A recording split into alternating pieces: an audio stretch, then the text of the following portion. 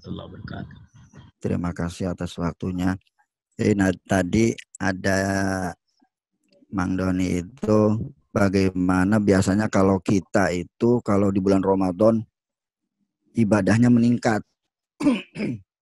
Ibadahnya meningkat, baca Qur'annya tambah banyak dan lain sebagainya. Tapi setelah selesai Ramadan melempem lagi mungkin begitu Mang Doni ya. Nah, itu memang tantangan kita, jadi kita nambahin lagi dari Mang Ustadz karena tadi memang kita harus selalu memanage hati kita lah. Itu adanya di kitab-kitab tasawuf seperti itu. Jadi kalau kita baca di kitab Thaharatul Qulub karyanya Syekh Ad-Darini bahwa salah satu diterimanya amalan puasa kita selama Ramadan, apa amalan kita selama Ramadan itu kita tidak surut dalam beribadah setelah selesai Ramadan. Itu. Jadi kita tinggal introspeksi diri aja kalau menurut kitab Thaharatul Qulub. Jadi ketika ibadah kita malah merosot setelah bulan Ramadan selesai, yaitu berarti diindikasikan bahwa ibadah kita selama bulan Ramadan itu ya sia-sia gitu. Tapi ketika ibadah kita ya minimal sama, insya Allah itu diterima oleh Allah. Makanya para ulama ketika selesai Ramadan itu nangis. Nangisnya kenapa? Karena selalu dihantui rasa khawatir. Khawatirnya apakah amalan ibadah selama bulan puasa itu diterima atau tidak. Nah, jadi balik lagi ciri-cirinya seperti itu. Seperti kalau setelah Ramadan itu meningkat atau minimal samalah. Jadi istiqomah seperti waktu bulan Ramadan, insya Allah diterima oleh Allah. Itu. Mungkin itu saja. Assalamualaikum warahmatullahi wabarakatuh. Waalaikumsalam warahmatullahi wabarakatuh. Ya. Ada tanggapan yang lain? Hari ini saya pikir orang-orang pada tidur sesudah subuh karena libur.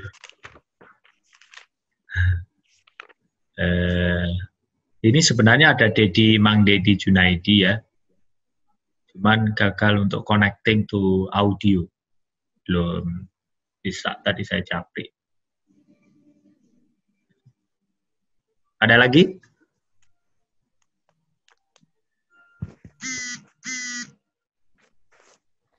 Wah, sepi. Mang Aib mungkin kayaknya mau menghidupkan mikrofon. Benar. Saya menambahkan ya.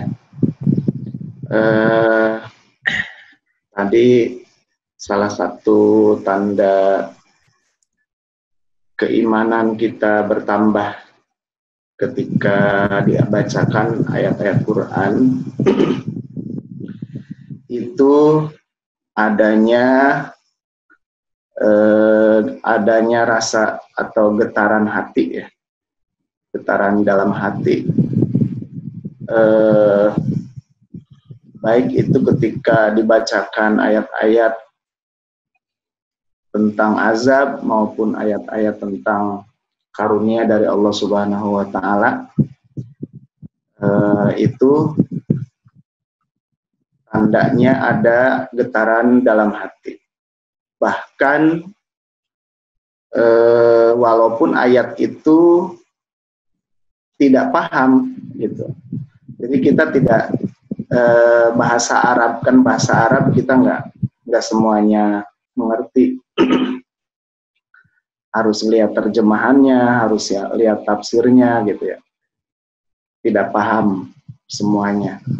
Tapi ketika ada yang membacakan ayat Al-Quran itu ada getaran di dalam hati.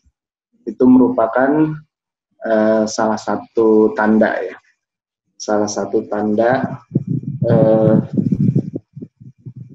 zadathum imana. Itu tanda adanya keimanan di dalam hati kita.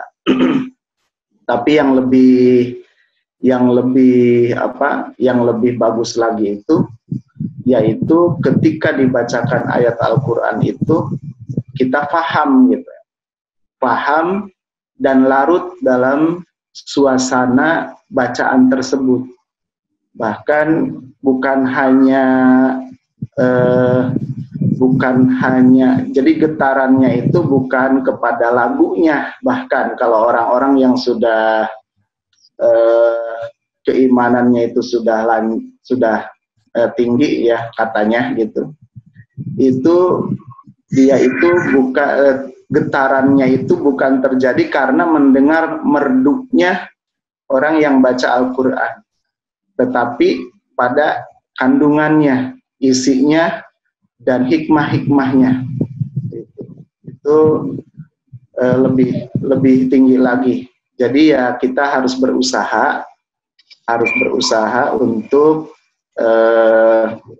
sampai ke arah sana, yaitu dengan mempelajari maknanya, mempelajari isi kandungan Al-Quran, sampai terasa ketika ada yang membaca Al-Quran itu bukan lagi kita tergetar dengan merduknya suara yang membaca. Jadi suara yang membaca itu yang merdu memang menambah gitu, menambah getarannya, tapi getarannya itu lebih kepada isi kandungannya.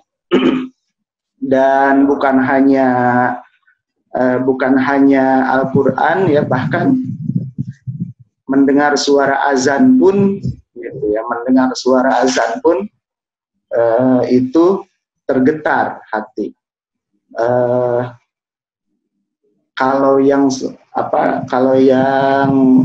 lebih tinggi itu lebih mantap lagi itu, jadi bahkan tergetarnya itu bukan dari lantunan merdunya yang azan, tapi pada isi kandungan dari suara azan tersebut. Nah, jadi itu kalau azan kita kan udah paham ya artinya karena sering mendengar gitu. Nah, itu kita berlatih meresapkan isi kandungan dalam azan itu ke dalam hati kita, sehingga ketika ada yang azan pun jangankan mendengar Al-Quran ya, lantunan Al-Quran, mendengar lantunan azan pun itu hati kita bergetar. Jadi diusahakan seperti itu. Jadi itu memang harus diusahakan, istilahnya harus dilatih seperti yang tadi Mang Karna sampaikan ya. Itu dibacakan dulu ayat-ayat tentang azan, itu gimana getarannya dan sebagainya. Itu memang harus dilatih, harus dipelajari, harus dilatih gitu hati kita itu. Karena itu memang petunjuk dari Al-Quran, idza tuliyat ayat, apabila dibacakan ayat Al-Quran itu zadathum imana, salah satu tanda orang yang beriman. Mudah-mudahan kita semua bisa lebih meningkat lagi keimanan kita kepada Allah Subhanahu wa Ta'ala melalui ayat-ayat Al-Quranul Karim. Demikian, mungkin tambahan dari yang lain. Mang Haji Soleh, silakan.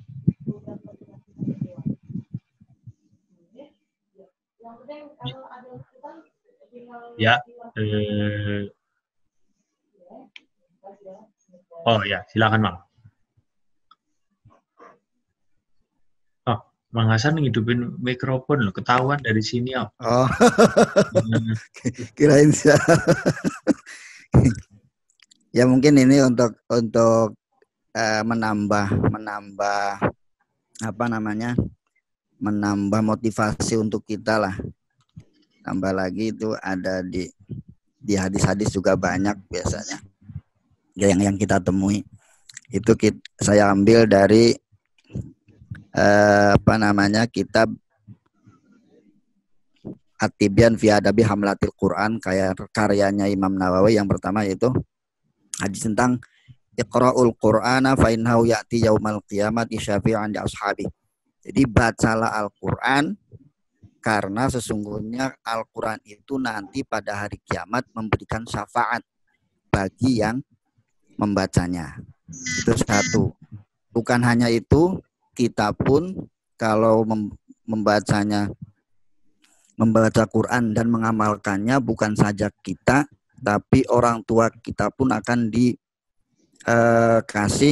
sebuah mahkota oleh Allah Subhanahu wa taala dengan sebab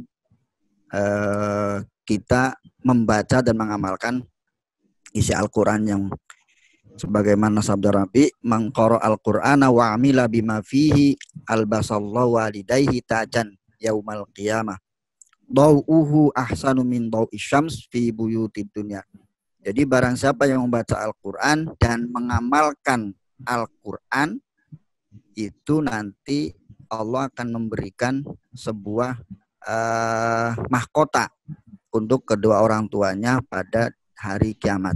Dan mahkota itu sinarnya lebih indah dari sinar matahari di dunia. Jadi mencorong lah.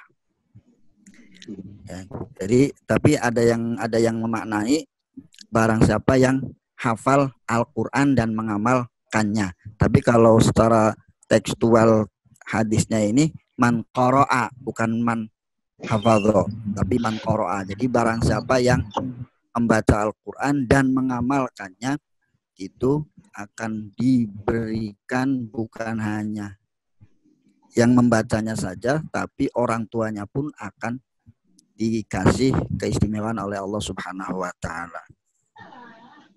Ya. Kemudian yang paling ini lagi, yang terakhir mungkin, Iqra'ul Qur'ana fa innallaha ta'ala la yu'adzibu qalban wa al-Qur'an wa inna hadzal Qur'an ma'dubatullah faman dakhala fi fa huwa amin wa man ahabbal Qur'an falyabshir. Jadi bacalah Al-Qur'an karena sesungguhnya Allah Subhanahu wa taala tidak akan mengazab seseorang yang hatinya dipenuhi dengan Al-Qur'an. Karena saking seringnya baca Al-Qur'an, kadang-kadang nggak pernah ngapalkan pun, itu kalau ada yang salah, orang lain baca salah, kita tahu karena saking seringnya baca Al-Qur'an. Kayak kita setiap hari baca surah Yasin, Waqiah dan Tabarok, kadang nggak hafal, tapi yang lain salah tahu kan, karena sudah lanyah lah. Jadi wa inna hadzal Qur'an ma'dubatullah, dan sesungguhnya Quran ini itu dalam ini pesta lah, pestanya Allah atau jamuannya Allah. Faman dakhala fi fa huwa amin. Barang siapa yang masuk ke dalam pestanya Allah itu pasti aman. Wa man ahabbal Qur'an falyabshir. Maka barang siapa yang mencintai Al-Qur'an, maka hendaknya dia bahagia, digembirakan. Seperti tadi, digembirakan dengan diberi syafaat akan masuk surga, dibebaskan dari api neraka, dan orang tuanya pun akan dikasih keistimewaan seperti seorang raja dan ratu oleh Allah Subhanahu wa taala kalau kita bisa mengamalkan Al-Qur'an. Mungkin itu saja. Assalamualaikum warahmatullahi wabarakatuh.